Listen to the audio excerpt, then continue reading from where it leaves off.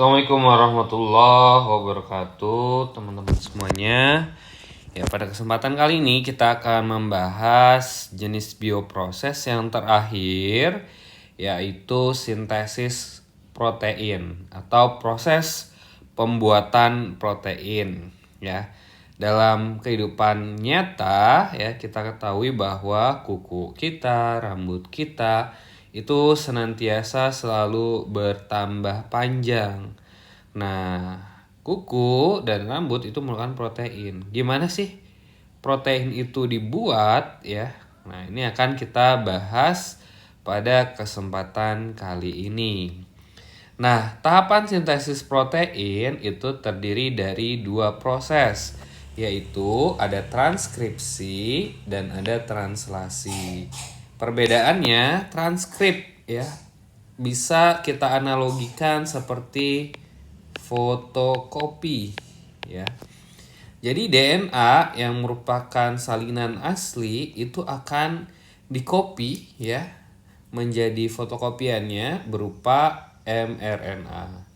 Jadi transkripsi pembentukan mRNA atau messenger RNA dari cetakan DNA. Lalu fotokopiannya ini dikemanakan ya? Setelah selesai, mRNA yang berada di dalam inti sel ini akan diteruskan ke ribosom ya, yang ada di sitoplasma. Nah, proses kedua translasi ini akan menerjemahkan mRNA menjadi asam amino ataupun polipeptida. Jadi di dalam DNA ya itu berisi pesan-pesan. Berarti mRNA juga berisi pesan-pesan yang berupa urutan basa nitrogen. Nah, urutan basa nitrogen ini itu akan diterjemahkan ya menjadi asam amino nantinya. Nah, kita bahas proses transkripsi terlebih dahulu. Transkripsi dilakukan oleh enzim RNA polimerase. Nah, proses ini sedikit mirip dengan tahapan pada replikasi DNA ya.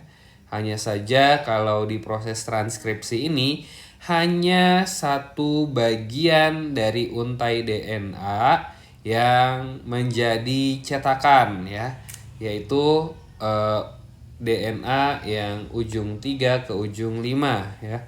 Kalau di gambar ini ya yang warna biru tua nih, yang ini. Yang saya beri warna ungu, itu yang menjadi cetakan.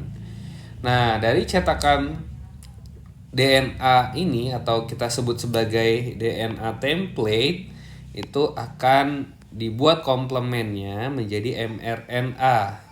Nah, yang membedakan lagi ya T ya itu diganti dengan U ya. Kita ketahui A berpasangan dengan T. Nah, karena T-nya tidak ada di dalam RNA ini diganti dengan U ya. Nah, C berpasangan dengan G. Jadi kalau ada T di DNA maka akan terbentuk A di RNA. Kalau ada A di DNA, nah akan terbentuk U di mRNA dan seterusnya. C, A, U dan seterusnya. Ya, jadi T diganti dengan U. Nah, setelah selesai ya mRNA akan diterjemahkan ya di ribosom. Nah, proses translasi ya atau translate penerjemahan ini melibatkan mRNA ya yang tadi dihasilkan di inti sel, lalu melibatkan juga tRNA atau transfer RNA. Nah, mRNA ini nanti disebut dengan kodon ya, karena dia berisi 3 huruf ya yang mengkodekan asam amino. Dan komplemennya itu disebut dengan antikodon yang terdapat di tRNA. tRNA nanti akan membawa asam amino yang sesuai dengan kodon yang ada di mRNA. Nah, di sini ada beberapa kodon yang khusus ya atau spesial. Di sini ada AUG, yaitu merupakan kodon start atau titik awal mulainya translasi ya. Jadi translasi pasti dimulai dari AUG.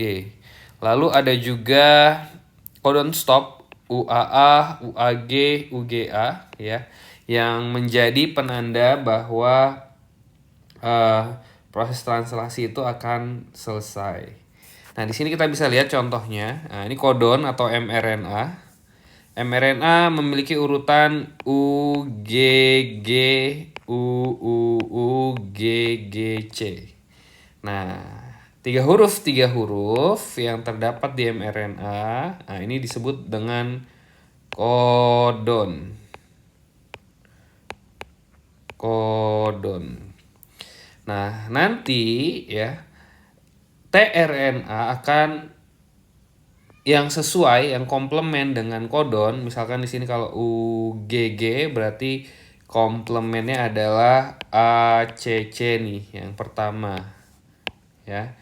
Nah, ACC ini akan membawa asam amino misalkan fenilalanin, PHE. Ya. Jadi tRNA yang sesuai akan menempel pada kodon. Dan ini akan berlangsung secara kontinu ya, dia akan bergeser untuk menerjemahkan kodon berikutnya. Nah, asam amino yang sudah terbentuk di sini akan dioper ke yang berikutnya dan seterusnya hingga terbentuk nanti banyak asam amino yang bergandengan atau bisa kita sebut juga sebagai polipeptida. Nah, jadi kodon itu adalah tiga huruf basa nitrogen yang terdapat pada mRNA ya. Biasanya satu asam amino, misalnya di sini leusin ya, itu dikodekan oleh beberapa kodon ya.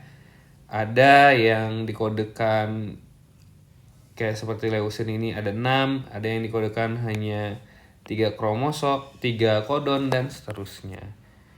Ya. Jadi ini adalah panduan kita untuk menerjemahkan mRNA. Jika sudah terbentuk, polipeptidanya akan diproses menjadi protein. Protein nanti akan diproses lagi ya menjadi protein yang siap untuk digunakan.